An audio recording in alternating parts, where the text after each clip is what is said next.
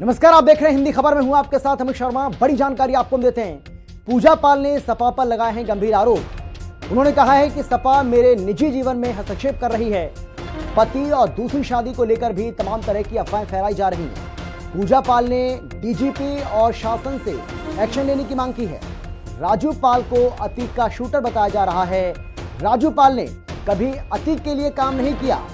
दूसरी शादी को लेकर भी तमाम तरह की अफवाहें समाजवादी पार्टी के लोग फैला रहे हैं। राजनीतिक षड्यंत्र के तहत ये साजिश रची जा रही है। ये बड़ी जानकारी इस वक्त की आपको हम दे रहे हैं। उन्होंने कहा कि राजू पाल की छवि को भी खराब करने की लगातार कोशिश हो रही है। इसके अलावा उन्होंने ये भी कहा कि ये सब अखिलेश यादव के आगे नंबर बढ़ाने के लिए किया जा रहा है। मैंने अखिलेश यादव को पत्र लिखा है, तब से यही साजिश की जा रही है।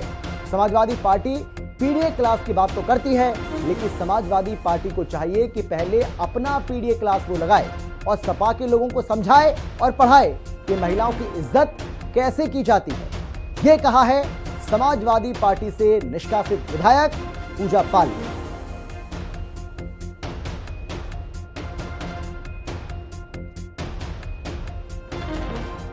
तो इस वक्त की ये बड़ी जानकारी आपको हम दे रहे हैं। बड़ी खबर यह है कि पूजा पाल, जिनको हाल ही में समाजवादी पार्टी ने अपनी पार्टी से बाहर का रास्ता दिखा दिया था, और अब पूजा पाल की ओर से एक और गंभीर आरोप समाजवादी पार्टी के ऊपर, समाजवादी पार्टी के नेताओं के ऊपर, समर्थकों के ऊपर, कार्यकर्ताओं के ऊपर लगाया है।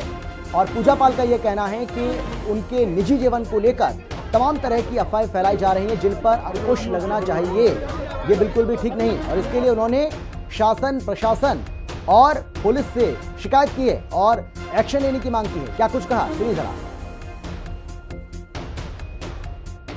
विपक्ष के जो लोग इस तरह की जो भ्रामक चीज़ें फैला रहे हैं, तो ये सरासर गलत है।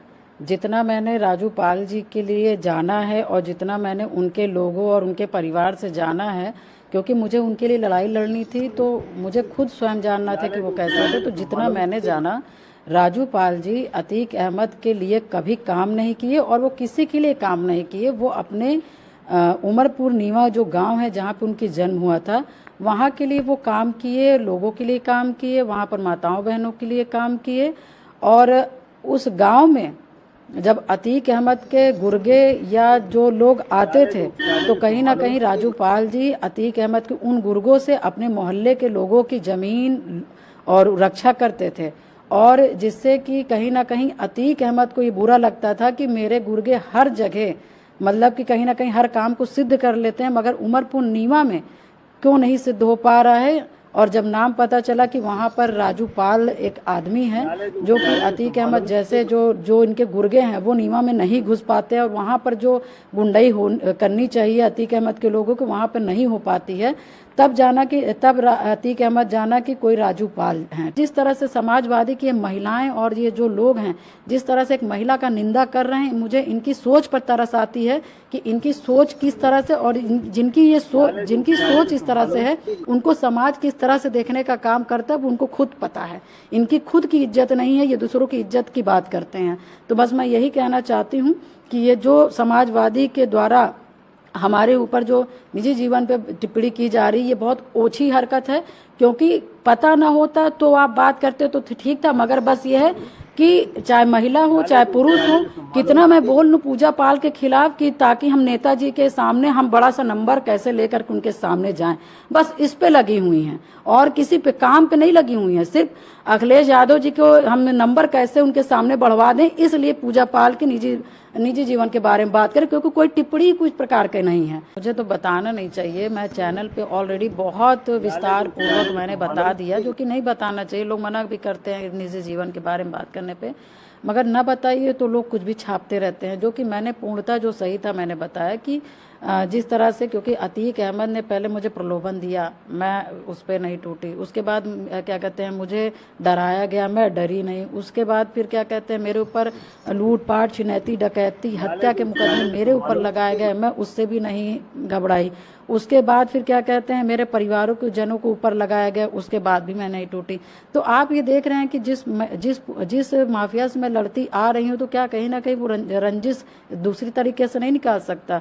तो ये मैं मैंने बताया जो शादी थी वो कहीं ना कहीं मुझे प्रयागराज से, मेरी राजनीति से, और मैं हट जाऊंगी तो राजू पाल का जो मुकदमा है वो खत्म हो जाएगा और अतीक अहमद से फिर से यहाँ कब्जा हो जाएगा, क्योंकि ये लड़की यहाँ नहीं रहेगी। तो फिर कहीं ना कहीं हमारी राजनीति वापस आ जाएगी, हमारी पहचान वापस आ जाएगी, राजू पाल का मुकदमा खत्म हो जाएगा। इस उद्देश्य से मेरे अपने ही लोगों को मिला करके किया गया। और जब मुझे पता चला तो मैंने इसका विखंडन किया और मैंने फैमिली कोर्ट में मैंने इसका दायर भी किया। जिस तरह से देख रही हूँ कि दिन पे दिन सीबीआई लोग अपना नंबर बढ़ाने के लिए कुछ भी बोल जा रहे हैं, तो मैंने शासन में और मैंने डीजीपी साहब के यहाँ मैं गई और उनसे मैंने पूरा लिखा पढ़ी करके, जिन्होंने जैसे उल्टे सीधे, देखिए मेरे जीवन के बारे में आप सही लिखिए, मैं गरीब परिवार से थी, मेरे पिता दुकान चलाते थे, मेरे पिता साइकिल की दुकान थी, उसमें हवा पंचर सब काम होगा, मगर आप इसको लिखिए जो सही है। मगर आप किसी के बारे में गलत और अफवाह जो मतलब कि जो जीवन में हमने किया ही नहीं आप उसको वो करेंगे तो ये गलत बात, उस पर मैं टिप्पणी करूंगी, उसका विरोध करूंगी। और मैंने शासन में मैंने डीजीपी को लिख करके दिया है और इसको कहीं ना कहीं इस पर संज्ञान लिया जाएगा और जो भ्रामक और जो गलत तरीके के तथ्यों को दिखाएगा उसके ऊपर कार्रवाई भी की जाएगी। ये मैं मांग करती हूँ शासन और डीजीपी से।